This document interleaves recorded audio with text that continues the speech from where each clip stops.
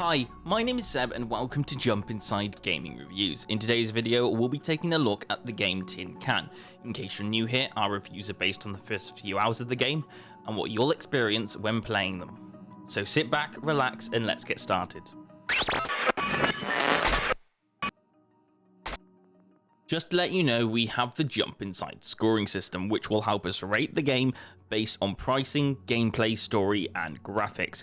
Based on a 40-point scoring system and divided it up by 10, you'll see the results at the end of the video. Right, got that? Good, we're all clear? Even you guys at the back, you understand? Awesome, brilliant. Right, let's get going.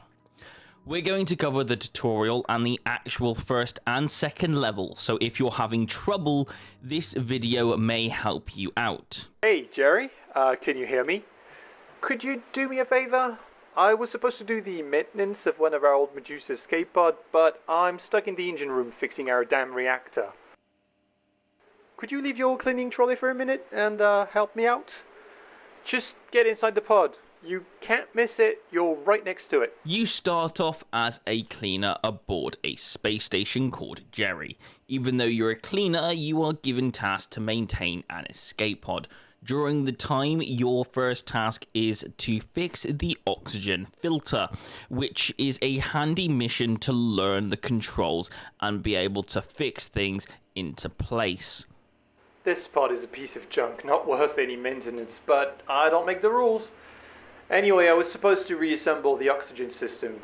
Could you do it for me? It's pretty straightforward. The one thing I didn't pick up straight away for those people who like to skip text is you can pick objects up in both hands, which makes things a lot easier for later on in the game.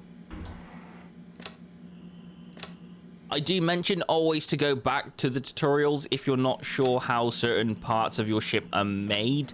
Right, next, let's move on to vital needs. Jerry, can you hear me? Sorry to bother you again, but I'm stuck in the ship's engine room, and I still don't have time to take care of that damn Medusa escape pod. You're gonna have to get inside the pod again. We're going to check to see if the life support systems of the pod are working properly. I'm gonna need you to turn them on one by one so we can check their values on their monitor. So, on Earth, at sea level, the atmospheric pressure is 1 bar, and the oxygen level is around 20%. That's our target. As you can see, we're all good here, and the value is green.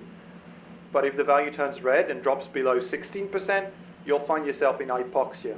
It's not a good thing, as you can imagine.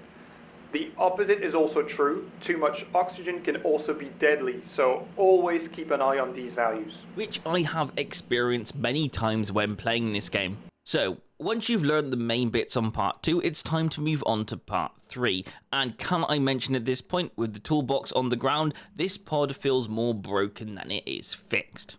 So I'm going to cut the external power connection so we can test the new atomic pile. It's going to get dark in here, but don't worry, we'll bring life back to that old tin can, alright? So, number 3, if you're still understanding, then basically this is the power to the pod. It's got a shield around it for protection, and you're going to need to learn how to energize your ship. Honestly, I'm not fully understanding any of this. So the red needle indicates the energy produced by the pile, and the blue one indicates how much energy the active systems need to function. As you can see, it's above the red one. It means that the pile is currently not warm enough to produce all the required energy.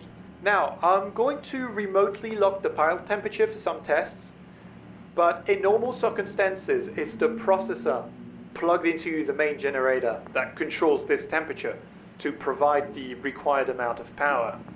I guess I don't need to tell you what happens when it breaks down, huh?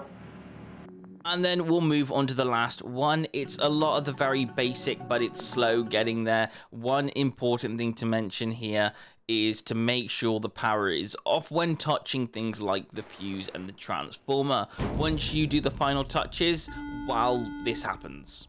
Jerry, the ship's cooling system just failed. Warning. The reactor is going to blow. Meltdown imminent. You need to grab as many components as you can in the storage rooms and evacuate This is not a drill. right now. No matter what you do, do not Reactor leave meltdown aboard that imminent. Evacuate to the nearest escape pod immediately. This is not a drill. After you do that, you'll be able to play all the story missions without any warnings. And we're going to start off with the first simple 6 minutes, and in this game you can very easily die in like 2 minutes, so maintaining your ship is most important. The ship should have all the equipment to maintain the ship, so you should have minutes before the reactor explodes. Grab what you can in the first minute. In the first 6-minute mission, you shouldn't need to grab too much. There isn't any batteries to worry about, so don't worry about picking up batteries. Grab what you can and get into the ship. Once the timer reaches 0, open up these lovely little container drawers and place all the stuff inside there. But be fast, you're about to experience a big bash of asteroids, and you'll get error codes as well.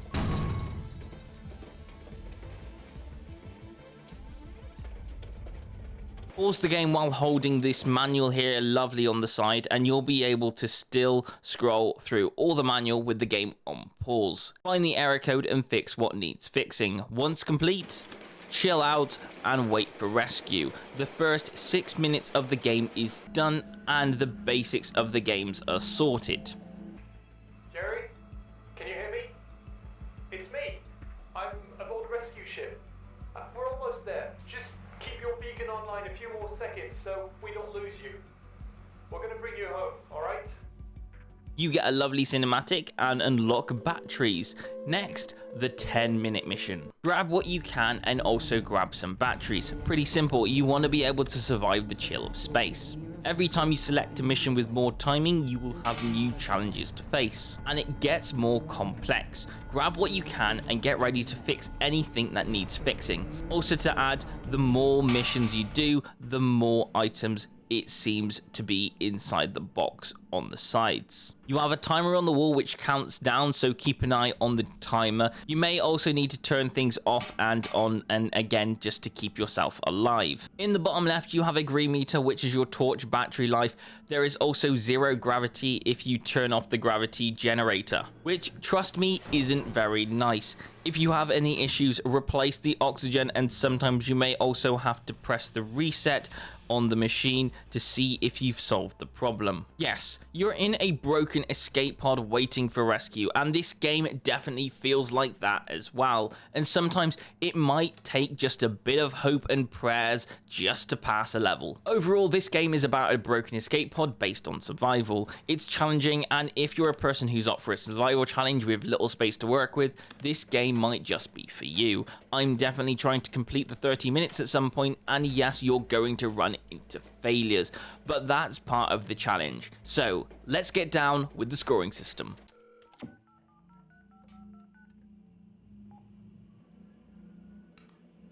Pricing wise, it comes to £15.99, and for pricing, I think it's a really good price. For a challenge game, you're going to be stuck here for the first few hours before completing it, so yes, it's definitely worth your time for the price. I'm giving it a 10 out of 10, and I'm thinking at this price, this is what a price of a game like this should be at, and that's without discounts. Next, we have the gameplay, and the gameplay works great. Control works great as well. The only thing that I would improve on for the gameplay would be an oxygen health bar. With the options to turn it on and off, this would possibly improve the game.